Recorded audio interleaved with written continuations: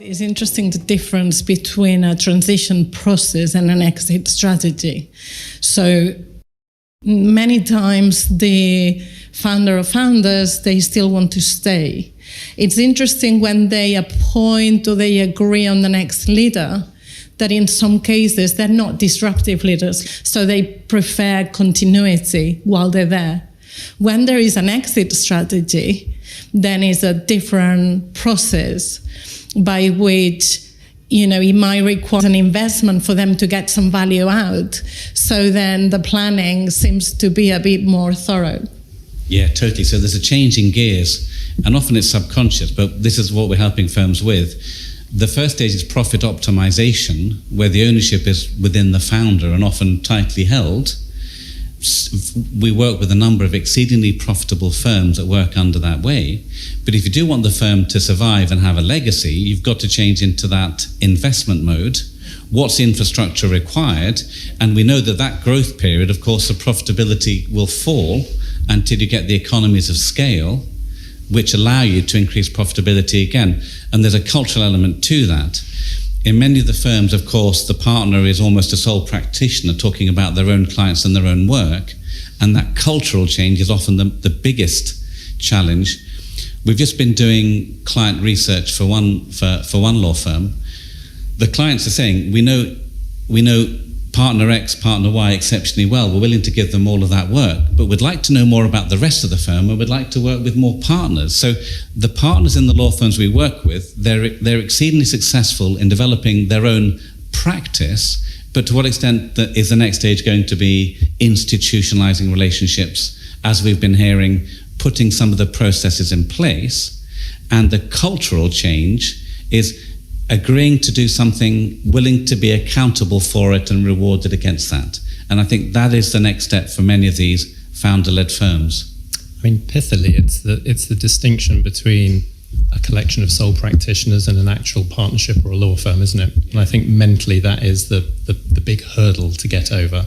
And then thinking about what does that mean in terms of process, and we'll come back to that. I think the key really is to think about the benefits of working collaboratively as opposed to working individually. I mean, it's a cliche to say that the sum of the parts is less than the whole, but it's true. If you've got people with different complementary areas of expertise, you can actually bring a greater portion of the firm to bear to help the client. And I think if you've got more resources to offer to the client inevitably will get more benefit from you, build a better relationship, and obviously that leads up ultimately, one hopes, to greater profit. And you make more money because the client will pay top premium for those complex, multi-jurisdictional, multi-practice matters that are really important to them. And if you've got the situation where people need to collaborate across practices, to collaborate across jurisdictions, you have to have that culture and process of collaboration to get those premium prices. And I think one of the issues with bigger firms, not necessarily exclusively small firms or indeed exclusively large firms, is the partners knowing each other, getting to know what they all can do, if necessary, learning to trust each other, so that if you've got a fantastic client relationship, you're happy to give it to your colleague in the other area, the other office, whatever it is, and know that the same standard of service will be given to that vital client for you. Particularly recently, there's a huge, you can't open any of the legal press without seeing technology, AI, machine learning, and the sort of ancillary expectation that every law firm should be investing heavily in this. Yes, but I mean, there are the bits, and we talked about this already, and we've actually, it's come across very strongly. What are the cultural issues you need to address? I think very important there. What is the data that you as a firm have access to and can use to persuade your partners that this is more? So we did some work with a couple of firms where we actually crunched the data to show to the partnership that cross-border work was more profitable. It's almost irrebuttable. If you can flip up the numbers, people suddenly go, aha, it's not just these consultants coming in and saying so. This is how it works in my firm. So what are the things that you can think of as drivers? The other one goes back to a point that Mary Cruz, you raised earlier around process. I think having an agreed set of processes as a partnership takes some of the idiosyncrasy away from individual partners just saying, well, I've always done it this way, I'm going to keep doing it this way. Process just takes that off the table. If you've all agreed to a set of processes, then again, there's less of an argument discussion to have if you've signed up to kind of your working practices. And I think this idea of having agreed processes is absolutely essential. For example, if you're looking at, let's say, promotion to partner, we've done some work on looking at how that can work effectively. And I think if you have a process by which you have an agreement over what it is that the firm is looking for in its future partners, that gives certainty to the associates who are ambitious to become partner. It gives the firm the opportunity to make sure that the next generation of partners fits their business needs. And it also removes the "my person must become a partner because I say so" argument that can be so destructive in many firms. Could I just, sorry, because I think this flows very nicely with the point you've just made, Tony. So that process can help you with the people conversations, definitely.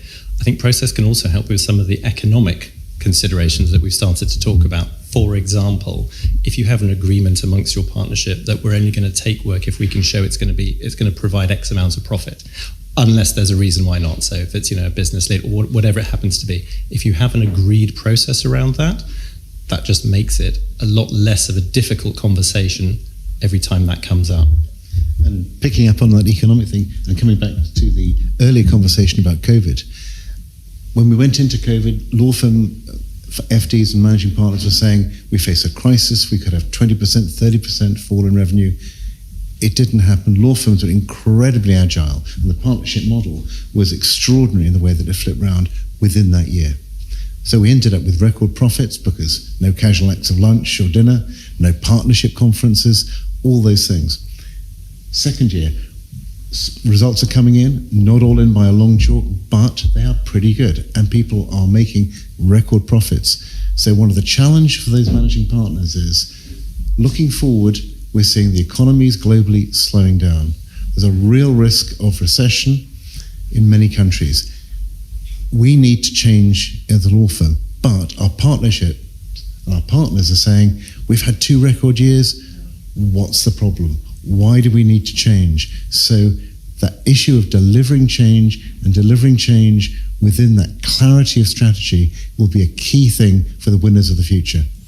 I mean, is this not a bit black and white, Paul, that the law firms have been successful during this period just because people have done more billable hours? And we're now working with partnership groups that are rather tired and they're rather exhausted. A law firm said to me at a recent retreat, "Murray, when you come and talk to us, you talk about billable hours, targets and profitability." Now, can we not view this in a different way this time and say, why do we want to work together as partners? What have we learned for the last 2 years, and how can we work better and differently as a partnership going forward? So is there not a cry for moving away from running firms from numbers, maybe a more human approach, and definitely coming back to the question of what is the second mountain? What are we trying to achieve here, and what does good look like? Because unless you can solve that, you're not going to continue solving this question of the more competitive market by working more billable hours, because there aren't enough billable hours in the day. Really good points, but I think you need to do on multiple dials. Law firms are commercial entities, they're driven by profit, that has to be delivered. And we've seen, again, unexpectedly, great productivity enhancements during the COVID period.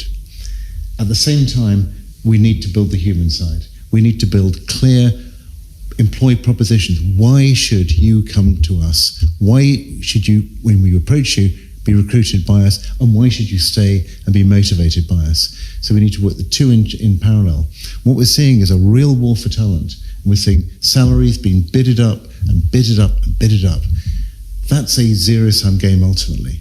We have to run these things in parallel so we have a holistic approach to say, this is our culture, this is why you should come to work for us, and the clients, this is why you will get great service. I think when you're looking at the pipeline of talent, as Paul has said, we do need to attract people. But I think it's very important for the firms to be thinking about, what are we doing? Who are we acting for? Does that actually make us attractive? Now, clearly the firm has to decide who they act for, perfectly reasonable. But for recruits, they will look at any information they can get about your client base. And there may be some clients that are financially viable, but for some reason they are, if I can use the term, offensive, whatever that may mean.